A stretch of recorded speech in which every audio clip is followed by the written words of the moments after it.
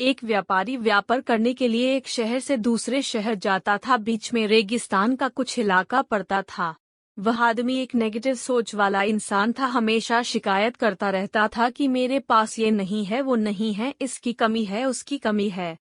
एक दिन वह रेगिस्तान में से गुजर रहा था, तभी उसकी पानी की बोतल खाली हो जाती है। उसे बड़ी जोर की प्यास लगती है, लेकिन रेगिस्तान में पानी ना मिलने की वजह से उसे बहुत गुस्सा आता है और बोलता है कि कितना खराब जगह है, ना कोई पेड़ ना पानी, रास्ता भी लंबा है, रेगिस्तान पार करना पड़ता है।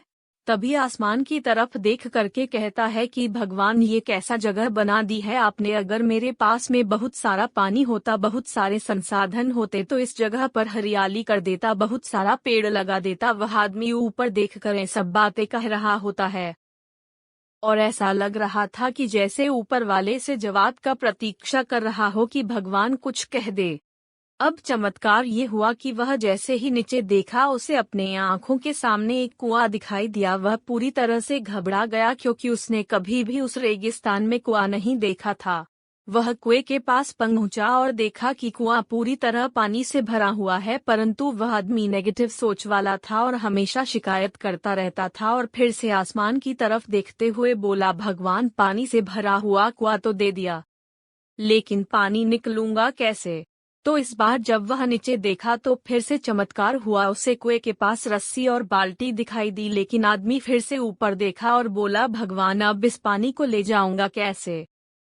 तभी उसको एहसास हुआ जैसे उसके पीछे कोई है। वह पीछे मुड़कर देखा तो एक ऊंट खड़ा हुआ होता है। वह पूरी तरह से घबरा गया, सोचने लगा कि ये तो सच में होने लग रहा है। मैं बातों बातों में कह तो दिया, अब मुझे यहाँ हरियाली करनी पड़ेगी और पेड़ लगाने की जिम्मेदारी लेनी पड़ेगी।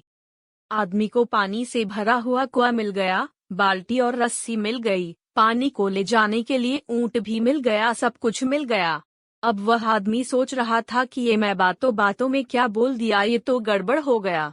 अब वह तेजी से दौड़कर भागने लगा। वह भाग रहा था, उस जिम्मेदारी से बच रहा था। तभी एक कागज उड़ते हुए आया और इसके शरीर से चिपक गया। उसने जब उस कागज को देखा तो उस पर लिखा हुआ था कि मैंने तुम्हें पानी दिया, कुआं दिया, रस्सी और बाल्टी दिया, पानी को ले जाने के लिए साधन दिया, फिर भी क्यों बचकर भाग रहे हो? उस आदमी को लगा कि मेरे साथ पता नहीं क्या हो रहा है।